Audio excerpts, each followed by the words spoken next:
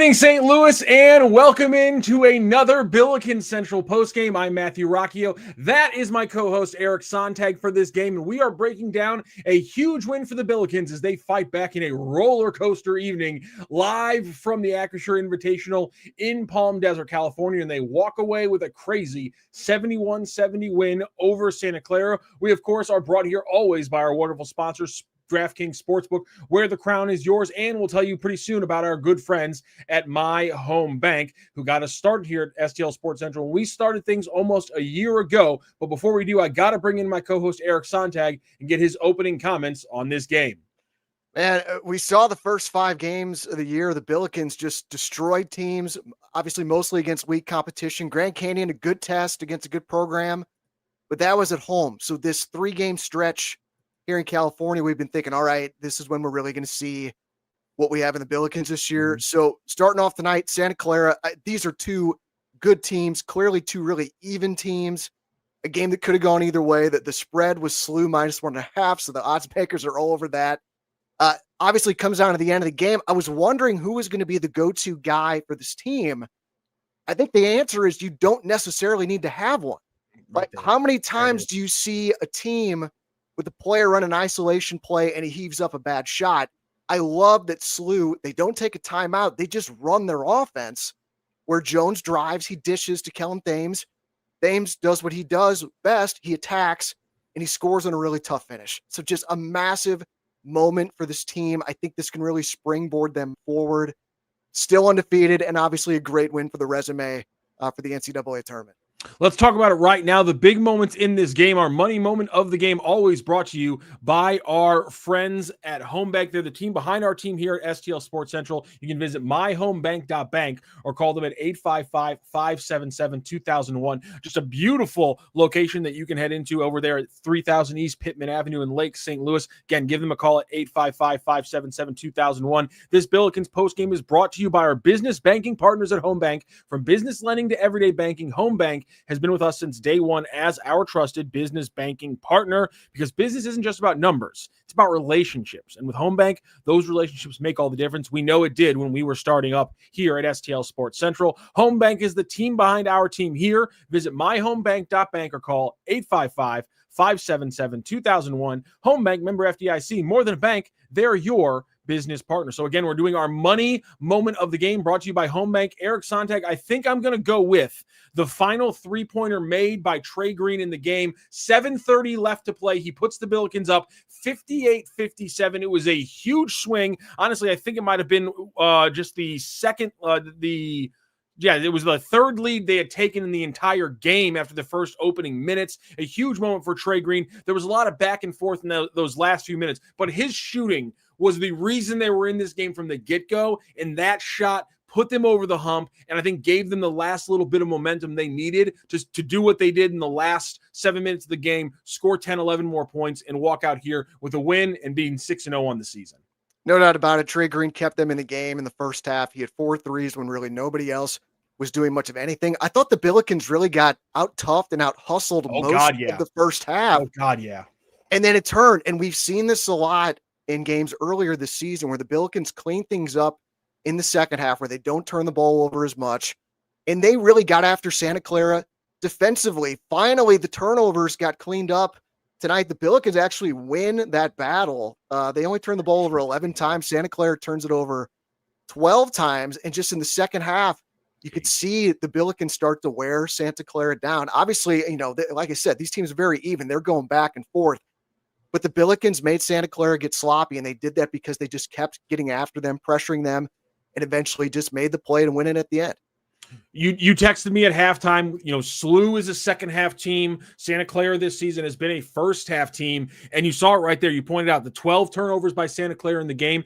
8 of those are coming in the second half. Let me get the final breakdown, because I was tweeting about that. I mean, just the turnover disparity in the second half really is, other than Trey Green shooting, I think that's probably the second thing you'd have to talk about and why this game went the way it did.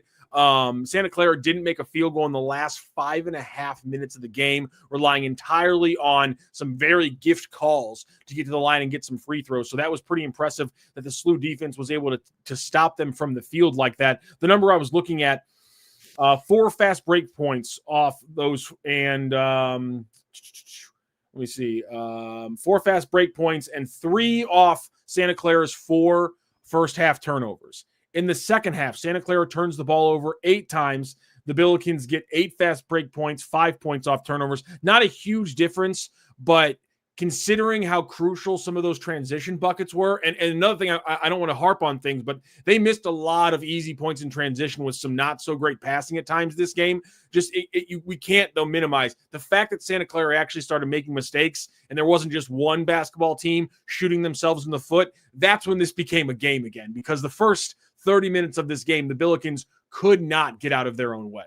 Yeah, and that's what I had been wondering. Like, the turnovers have clearly been the biggest problem for this team so far this season. So what was going to happen when they started playing good teams? And just the numbers heading into tonight, the Billikens started today 327th in the country in turnover percentage. They've been turning the ball over in 21.6% of their possessions. And Santa Clara started today 41st in the country in defensive turnover rate. So they've really been getting after teams. I believe Shirt says the target is a 17% turnover rate for SLU. They finish at 16.7%.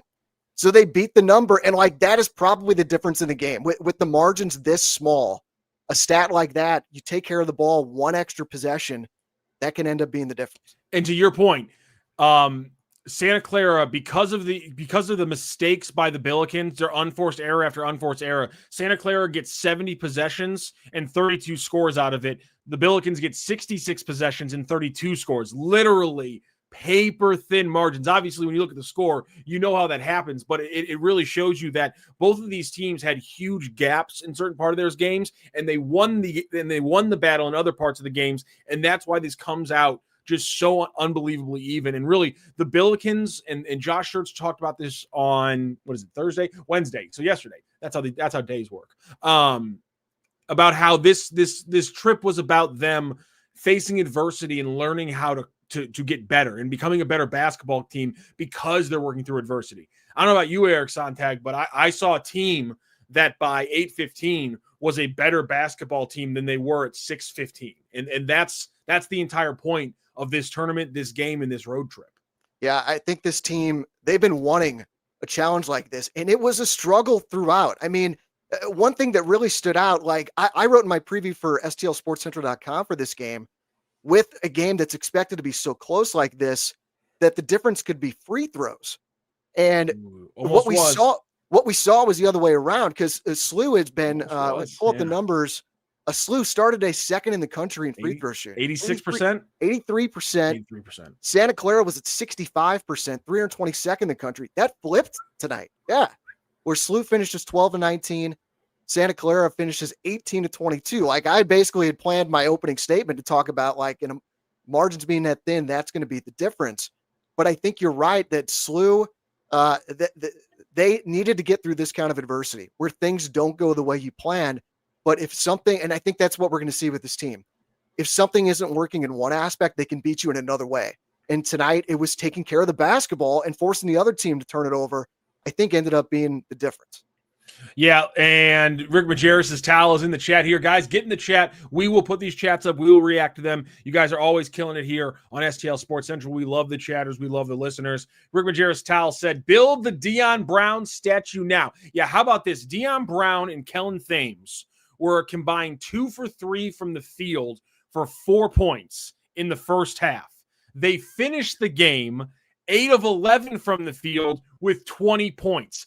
All 13 second half points for Dion, all 13 points for Dion Brown come in the second half. They were incredible. He obviously gets that crucial drive. Robbie Avila is able to lay it off to him. I will say he missed a couple of, Dion Brown is the culprit in, I think, 2 of those transition mistakes that I was talking about earlier, where they missed the up pass, the forward pass ahead of the defense, where they could have gotten easy 2, and they lost a possession completely. But 13 second half points for Dion Brown. I know Kellen Thames only had 3 second half points, but again, he goes 3 for 3.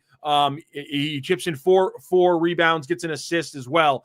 I mean, considering he only played 11 minutes, those were big points from Kellen Thames. Dion Brown, an incredible second half. He continues to be the most surprising, the most pleasant surprise of all the Billikens. And that's even after 2 really good games from Trey Green. Don't want to take anything away from Trey Green. Those 21 points fueled the offense. And we're not talking about a win if it's not for him. But man, second half, Deion Brown, one of the reasons the Billikens were able to step up in that frame.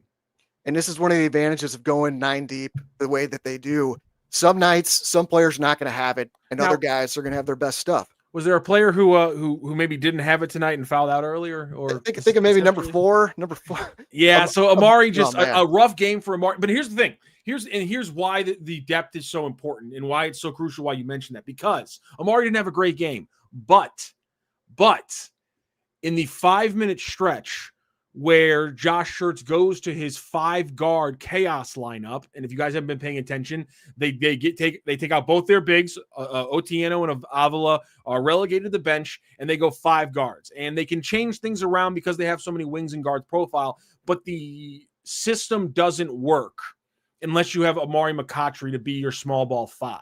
So Amari McCoughtry has a bad game, but he's on the floor and he allows the 5-guard lineup to be a thing because he's available in the game. So he didn't have a great game. He only plays, what does he finish with? 12 minutes. Yeah. But like 4 of those 12 minutes are 4 of the most crucial minutes of the entire game for the Billikens. So that kind of gets to your point. It wasn't a good game for Amari McCoughtry, but he gave them what they needed in a crucial moment. And then after he fouls out, other players stepped up in his absence, and that's enough to get a big win.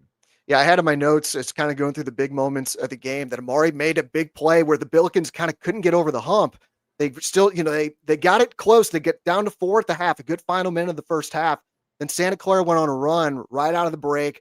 They got it up to 9, and SLU was trying to just claw their way back. Finally, Amari, he got a steal and a layup in the other end that finally tied the game at 48 with 11 minutes to go. And that's when the small lineup was out there, really made a big impact.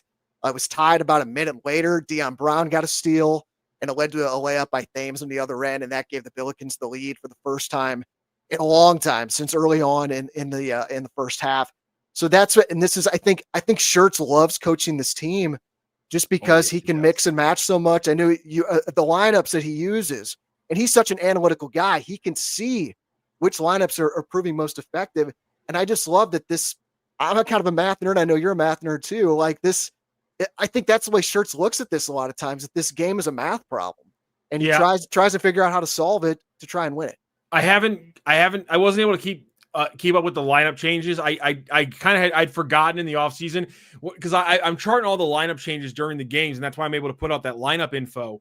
And then I also have a good website where I can go to get the season stuff, cbbanalytics.com, by the way, if you guys have never used CBB Analytics, if you are a nerd like me and Eric Sontag, their free account gives you full access to one team. So if you're just a Billikens fan and you like these numbers and things like that, go to CBB Analytics, make an account, and that you get all this SLU information without having to put it in a credit card or anything. You just make an account, give them your email, and you get all this really in-depth SLU Analyticals numbers. Some stuff is behind the paywall, but there's a lot of interesting stuff you can find there. So when I'm not watching the players go sit at half court and then sub in and it goes to break when they sub in, I wasn't able to keep up with the switches.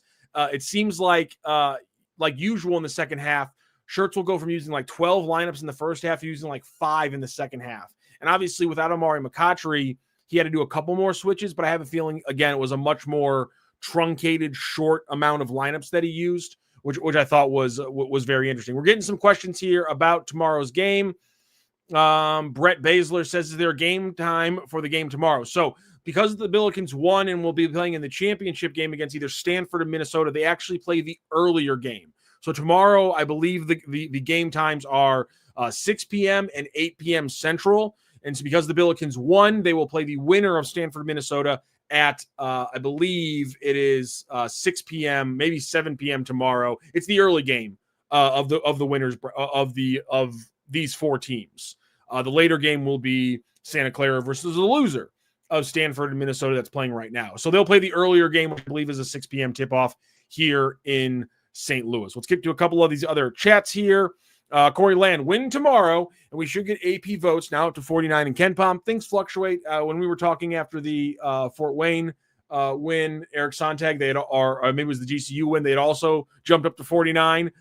They won a game since then and are not, and now just again jumped up to 49. So that can probably tell you these things are fluid even when you're winning games. So for all I know, they're up to 49 tonight. By tomorrow morning, they're back to 52. And when they win again, they're 47 or whatever. So I see your point, Corey Land, but I don't know if I see AP votes just yet. Maybe it depends on how they win the Stanford Minnesota game. Yeah, and I'm not, obviously would love to be ranked, but I'm not too worried about that. It's just if they can go 3-0 this week, with at Loyola Marymount on Tuesday, then I think they'll be getting votes. But even at that point, like, to me, it's just more important. I think if they win tomorrow and they beat Loyola Marymount, they're probably going undefeated in non-conference. And then you've really set yourself up in a position, take your shot at winning the A10. But even if you don't, you still might have a shot at an at-large. Potentially, again, if you could just rack up this gaudy record. And now you want to be the biggest Santa Clara fan out there. You want them to have a terrific season in the West Coast Conference. And all these teams that Billikens play, you want them to have a good season. So, yeah, and really, I think the casual fan, I think they see, Minnesota and Stanford, those are Power 4 teams. Santa Clara is better than both of them. So SLU's going to be favored tomorrow night, no matter who they play. This was really the test of the non-conference. This is going to be the best team that SLU faces in the non-con, and they just barely squeaked past. But like I said, the spread was 1.5. So this is really what was expected to go either way, and they make the play at the end. Yeah, it's crazy how good Vegas is at setting those damn lines. Samuel House. So why were we quote unquote off our game? It's simple. It was stupid mistakes. It wasn't even necessarily turnovers. There's been a lot of all 5 of the games really that the Billikens played at home before tonight, where it wasn't necessarily just mishandles or stupid mistakes. It was a lot of overambitious plays where they're trying to make the most complicated pass possible, and that's how they were turning the ball over. Tonight, it was just stupid. It was just stupid mistakes. It was dropping the ball off your foot, passing it off your own teammate's foot, bobbling the ball. I don't know how many times they bobbled and mishandled a ball, not getting to loose balls that should have been yours, letting really easy offensive rebounds. And I know that they got that fixed, but the one offensive rebound that SC got in the second half was almost a backbreaker that ruined the game for the Billikens. So I mean, it was a sloppy game. There's no other way to break it down. That was the definition of a sloppy game for the St. Louis Billikens. Right, and you also got to credit the other team. Like, Santa Clara is just good. And their defensive metrics in KenPom were terrific. Start of the day, 17th in the country in 2-point field goal percentage defense. They're really long. They protect the paint well, but still SLU shot 59% from 2-point range tonight, 19-32, including the big one at the end, obviously. And Santa Clara defends the 3 well, too. The opponent's only shooting 28% from deep against them this season. Billikens finished tonight at 7 of 27 for just 26%. So just Santa Clara's a good team, and SLU just had to battle it out and grind it through. Not every game's going to be pretty, but I like to see that this team, they didn't turtle up in the big moment, and that's going to be, like I said, I think this team wanted a test like this to prove their mettle, and they showed it. So Brett Baz was asking for at-large chances. Is one team better to play tomorrow?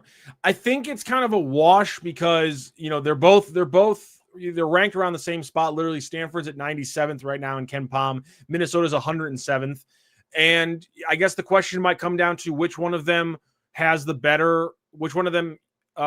does better in their conference tournament or conference play at the end of the year, because both the Big Ten and the ACC are obviously going to have a lot of respect from, the media or the bracketologists or the numbers wide. So which one of these teams has a better conference schedule? Because either way, having like an above 50% conference schedule or above 500 conference schedule for either of those ones for these teams would probably be good for them. And it's probably a solid win for you. I think it's kind of a wash between these two teams. I agree. And I do think, you want to beat a Power 4 school when you get a chance. But I think at the end of the year, if you look at like quality wins, I think Santa Clara will show up on there. I don't think Minnesota or Stanford will. I just pulled up Minnesota's profile in KenPom. Yeah. He projects them to go 12-18 overall, 5-15 in conference. And for Stanford, he's got 15-15 overall, 6-12 in the ACC. I still feel weird saying Stanford's in the ACC, but they are. Yeah, them and Cal, I keep forgetting they're in the ACC, and it's really thrown me off and screwed me up a couple times. Yes, John Patrick Van Pelt here in the chat. So tomorrow the game is at 6 p.m. Central. Yes, 4 p.m. in Acrisure, 6 p.m. Central here as they face off against the winner of the Stanford and Minnesota game, which is going on right now. But right now, you're watching Billikens Central Postgame. We, of course, are brought here by our good friends at DraftKings. Not much longer, ladies and gentlemen, just a couple more days before it is finally here. Coming up on Monday, December 1st, it is here, the big news, because DraftKings Sportsbook is coming to the Show Me State on December 1st. Soon, you'll get fast payouts when you win, a safe and secure app that's easy to use, and promos that keep the action going all season long. No wonder it's America's top-rated sportsbook app. We're going to have a ton of fun with this, and I know Eric Sontag is champing at the bit for December 1st to finally get here. The countdown is on. New customers can sign up right now and score $300 in bonus bets on launch day. Download the DraftKings Sportsbook app and use code STL Sports. That's the code right there on your screen, STL Sports. And New Missouri customers can sign up today and score $300 in bonus bets once DraftKings is live on Monday, coming up this Monday. That's code STL Sports, and it's DraftKings, where the crown is yours, in partnerships with our good friend at DraftKings Sportsbook, right here on STL Sports Central. Gambling problem? Call 1-800-GAMBLER. 21 and over. Physically present in Missouri. Eligibility and restrictions apply. Subject to regulatory licensing requirements. Bonus bets are non-withdrawable and expire 7 days after issuance. For additional terms and responsible gaming resources, see sportsbook.draftkings.com/promos. Eric, I tell you what, there is no way that the second half over-under for the Billikens was over 70 points. But, man, you could tell if they could just score in transition, if they could just hit a couple threes, which they kind of did, but not really. If they could just score in transition and force Santa Clara into some mistakes, they could hit that 70-point mark. I was right, and I think I would have walked away a winner today had this game taken place on December 1st or afterwards. Yeah, Billikens scored 40 points in the second half. Yeah, I didn't look to see what the second half total was, but, yeah, they scored 31 in the first half, 40 in the second half. So, yeah, the game falls within a half point of the spread. It goes way under. The total was, I believe, 158 and a half, and it ends at 141. A couple of things I wanted to mention. Notable A10 scores today, because we got to root for these A10 teams as well. VCU lost to Vanderbilt by 15. That was a good opportunity for VCU. Vanderbilt won that game 89-74. Richmond lost to Furman. Don't like that. 73-72. And right now, Dayton and Georgetown are in overtime.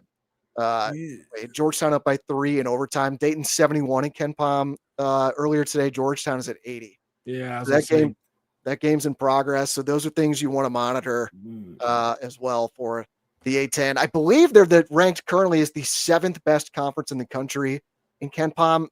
I get the sense this is not going to be a one-bid league this year. I think they're going to get 2 if I had to guess, but you obviously don't want to leave that up to chance. Yeah, you're taking it on the chin a little bit there. That's unfortunate. Just some final thoughts here. Were you surprised in the split second before it happened? Any reaction to Robbie Avila not touching the ball on the final offensive possession for the Billikens? Time running out, about just under 30 seconds, or I think it was like 17 or 18 seconds to go to make a play happen. And it's kind of helter-skelter. They get it to Kellen Thames in the corner. He drives, no touch of the ball from Robbie Avila. Were you panicking in the moment as you saw that kind of develop? No, I wasn't surprised at all. Like last season, you would have known that Robbie's getting the ball because they didn't really have anybody else. Swope, him and Swope and Jimerson. It was going to go through them. And like I said at the very top, like I didn't know who was going to be the go-to guy, and I'm glad that they don't have one. That they just run offense, and that's what Robbie has had a pretty good season, but I think I mentioned this on another show that we were on previously. He's kind of been quiet, but I don't mean that to be negative about it. He just doesn't have to do as much as he did last year. And so I say this all the time when you see a game tied late where a team just ends up jacking up a bad shot, in a last second situation. I'm like, just run your offense. It's been working all game. So I love that they continued to do that. I love that the rebounding also, that was something I was super concerned about. I mean, Santa Clara had 6 offensive boards before the first media timeout. That evens up towards the rebounding battle ends 37-37, dead heat overall. And offensive rebounds even up too. Santa Clara finishes at 12, SLU with 10.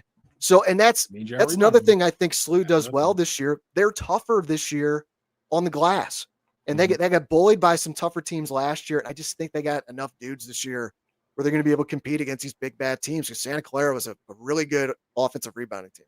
Absolutely huge. The Billikens are able to walk away from game one of the Acrisure Invitational with a 71-70 win thanks to a late Kellen Thames drive that scored that final 2 points and gave them that win. They got a stop on the other end, and they walk away, continue to be undefeated as they are 6-0, and they did this all moving on to 6-0 against a potential top 50 team in the future while only shooting 44% from the field, 26% from three, and 63% from the charity stripe. That is an absolutely huge game for the Billikens to walk away. Your final thoughts, Eric Sontag? I was very emotionally leveraged with this game because I have my media hat on, but I'm an alum. My dad went to school there. I've been going to games since I was a kid. I'm 43 years old.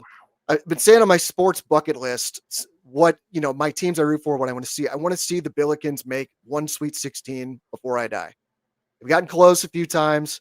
And this team, and do it, boys. Come on. Do it for Eric. Do it for the Sontags. And I just kind of knew deep down in my gut, I'm like, if they don't win this game tonight, that's going to be a real uphill climb because this is probably their only good shot. At the end of the year, when they list quality wins in the non-conference, this is probably going to be the only one that is going to be listed. Would you agree? Yeah, I'd agree. So and that's why I was just very emotionally leveraged by this, but it was also just super happy to see them come through at the end. And now you got to take care of business tomorrow. They're going to be favored. My guess is probably by around 5 points or so. We'll get that line probably tomorrow morning or very, very late tonight. But that's a game they need to come back and take care of business. My prediction for tomorrow is Amari has a big game. I don't think you're going to see him struggle like this 2 games in a row where he gets in foul trouble. I think he's going to learn his lesson from that. I think he's going to ball out tomorrow.